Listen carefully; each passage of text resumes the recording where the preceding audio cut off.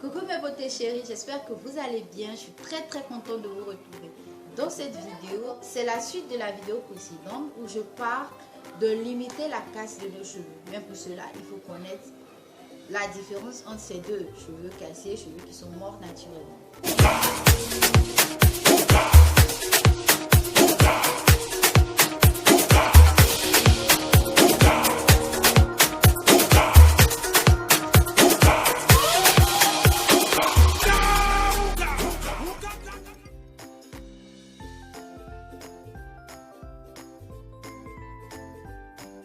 Si nous savons faire la différence entre les cheveux qui sont cassés et les cheveux morts, on saura soit que nous avons de très mauvais gestes ou bien soit nous sommes sur la bonne voie, nous avons de très bons gestes. Donc par exemple, si vous avez peigné vos cheveux ou bien vous avez fait les soins de vos cheveux, que vous remarquez qu'il y a beaucoup de cheveux qui sont cassés, vous allez vous rendre compte que les soins que vous apportez à vos cheveux ne sont pas, vos cheveux n'y adhèrent pas, ou bien même le démêlage se fait très brutalement, donc le cheveu se casse énormément et ça c'est très dangereux pour la pousse de nos cheveux.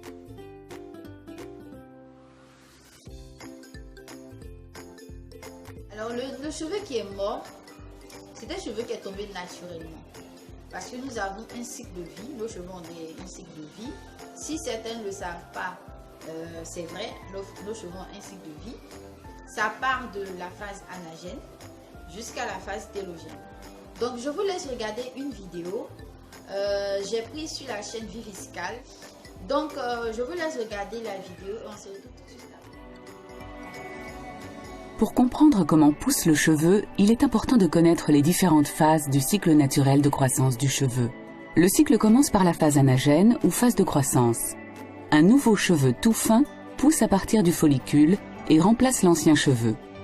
Le cheveu commence à recevoir les premiers signaux de croissance ainsi que les nutriments nécessaires par le biais des vaisseaux sanguins lui permettant ainsi d'entamer une croissance forte et saine. La phase anagène peut durer entre 2 et 7 ans. Pendant cette phase, le cheveu est attaché à la papille dermique. Plus cette phase dure, plus nos cheveux seront longs.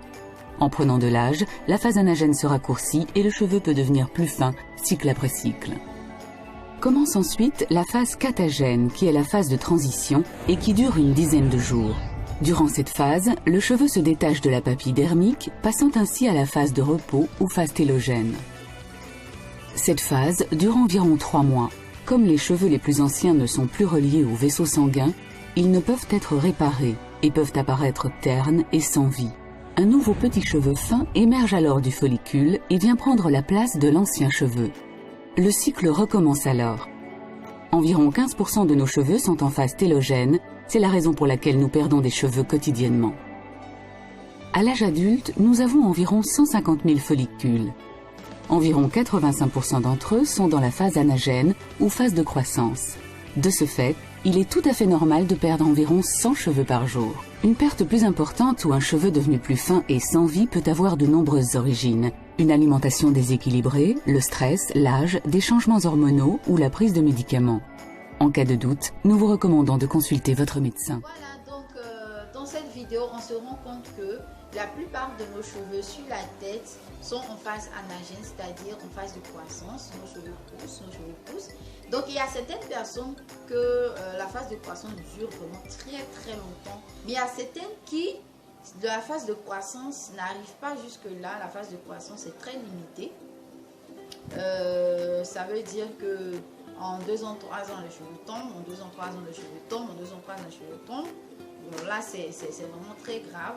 Soit il faut aller à l'hôpital pour faire des examens pour voir ce qui se passe.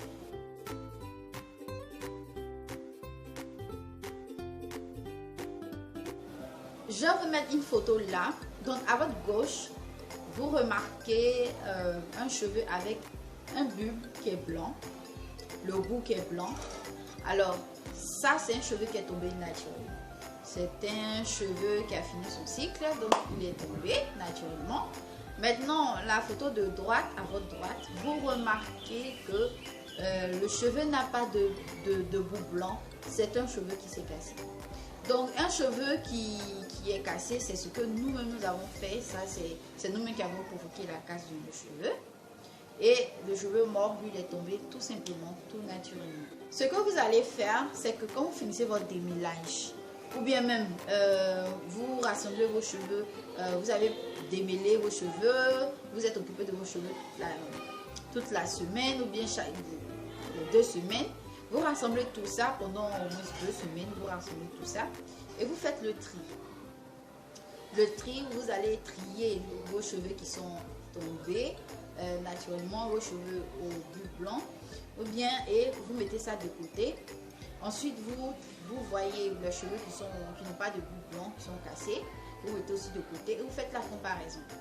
Si vous remarquez qu'il y a beaucoup de cheveux qui sont cassés, qui se sont cassés, c'est que pendant ces 2 semaines, vous avez eu une mauvaise manipulation de vos cheveux.